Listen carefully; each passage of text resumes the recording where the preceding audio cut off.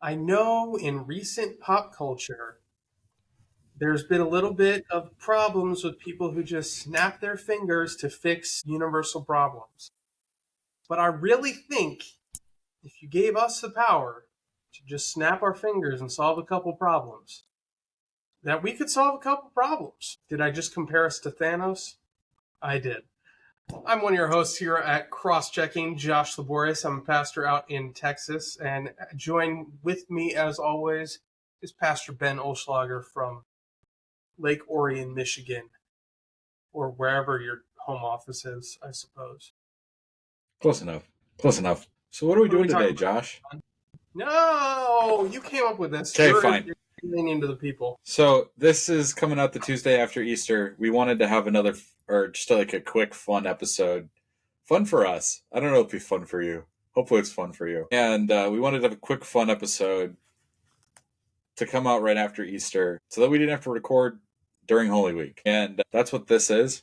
Our concept today is if Josh and I became the grand poobah of Synod, and we're given all of the powers of like the papacy to make a decision for our church body, what changes would we make to improve the life and work of our church body? And Josh, I volunteered to go first. Do you still want me to go first?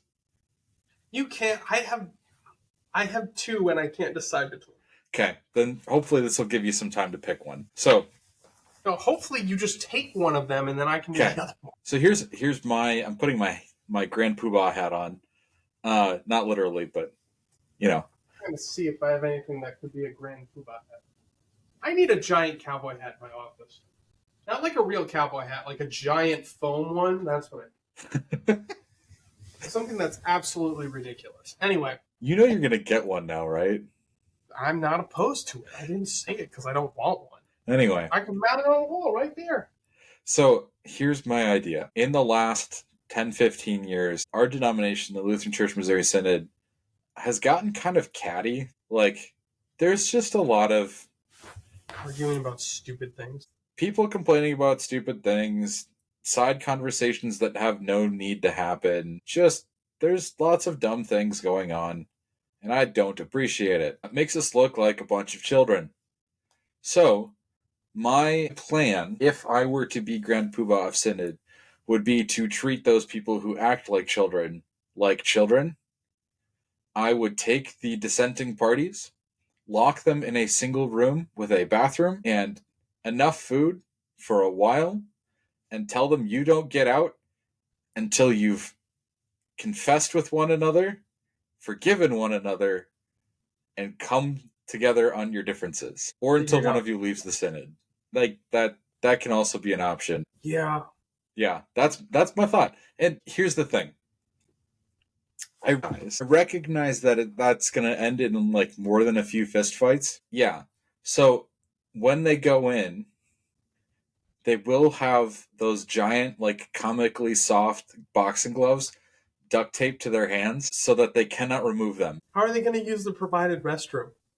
Very carefully. And possibly well seated. Yeah, you're absolutely right. There's just, and to make this applicable to our listeners who aren't pastors, just arguing about stupid, like anytime you're in an argument, make it a personal practice of stepping back and asking yourself, why am I arguing about this? Is it a matter of truth or a matter of opinion? And why does it matter? Because if you're just arguing about it because you want to be right, stop.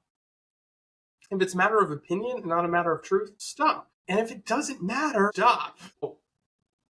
Yeah, people arguing over, like, when I hear these arguments that Ben's talking about, I just want to, like, shake people and look out at the world.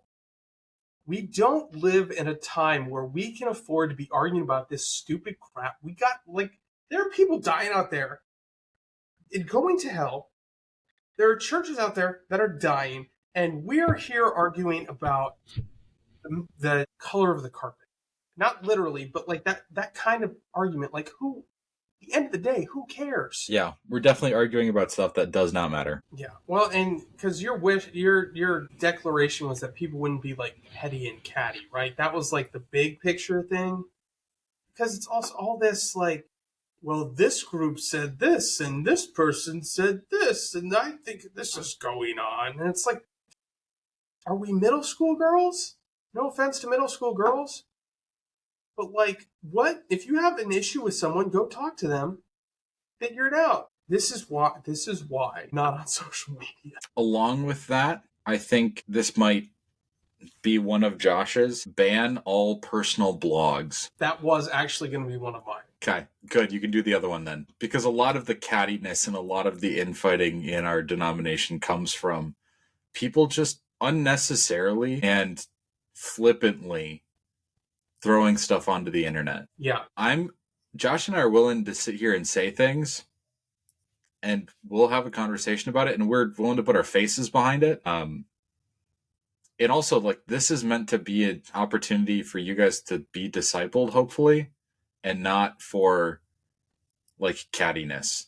Well, and for the most, when we complain, like when we're calling things out, we never name names. Yeah. And even, we don't try to directly target groups. Like, we're just out here trying to speak faithful things. Yes. Okay? With, like, as an addendum to the... I would be willing to go so far as to say, if you're making this declaration from the top, if you are a called worker in the LCMS, you do not have a social media page that isn't set completely private. For you and your friends and your family, fine.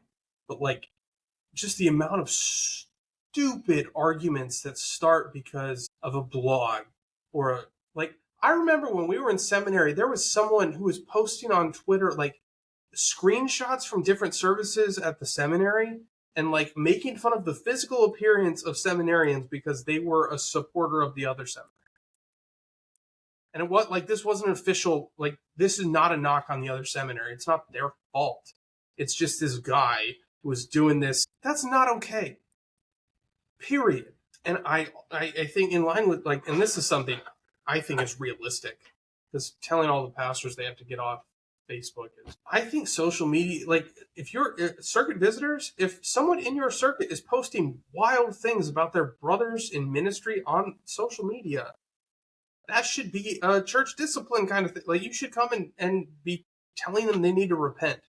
Yeah. It shouldn't be something that we kind of just ignore, because frankly, it's causing problems, a lot of problems. So yes, I wholeheartedly support this snap your fingers decision. Cool. Josh, now that I've stolen one of yours, thank you. To eliminate cattiness in the denomination, what is your one grand poobah rule to fix the Lutheran Church Missouri Synod? Are you ready for this? I'm not sure that I am ready for this. I am the grand poobah, which I guess my first act would be changing the title President of Synod to Grand Poobah of Synod. I think that's an important. We should write a resolution to do that. Okay. So we can I like this. You are not allowed to argue about contemporary versus traditional. You are not allowed to comment on other churches' worship practices. Period. Done. And this is something, honestly, if for those of you who have known me for longer, like, if you knew me in seminary, I would get sucked into arguments like this. But the longer I haven't been in ministry that long, but as I look out, it's so stupid to argue about contemporary versus tradition. Because, guys, it really doesn't matter that much. Just whatever you're doing, do it in a faithful way. Drives me nuts. Because, so, both have their strengths, both have their weaknesses. And I think we argue, and it's like something that people, they get so upset about. And it's like, it's not, especially if you're a pastor, it's not your church. Let them do what is faithful ministry in wherever they are. The worship wars are so stupid. And for those of you who, it's like a real art, like, people get really heated because they're like, we need to do all one or we need to do all the other. It's like, no, just calm down. So this is my rule. Not allowed to argue about it. Not allowed to talk about other churches' worship practices. Unless there are some asterisks there. I mean, if you're like, I wonder how they do it, maybe we could learn something, that's fine. And other churches, I mean other Lutheran churches, not Baptists or non-denominational or whatever. Yeah. I care much less about that. I think it's also worth noting you can ask questions. Yeah, that's fine. I should say, don't talk about it in a negative light.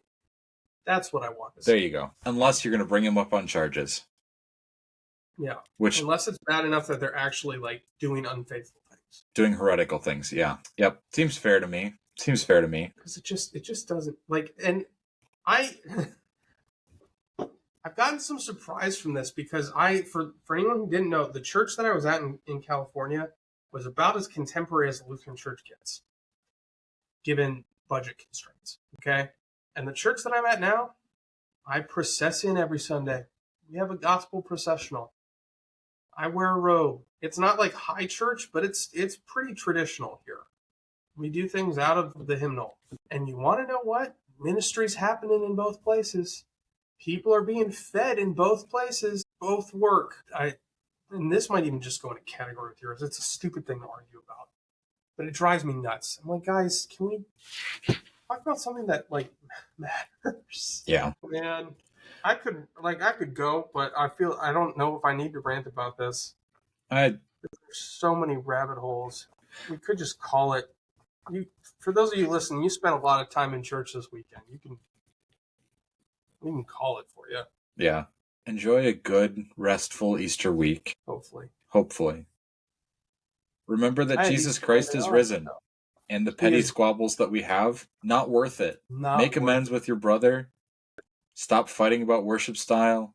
Get off your blog. Go do the work of Jesus. Amen. And you know what? Because it's releasing right after Easter, he is risen. He is risen indeed. I'm not going to say it, Josh, because we haven't gotten there yet. Deal with it.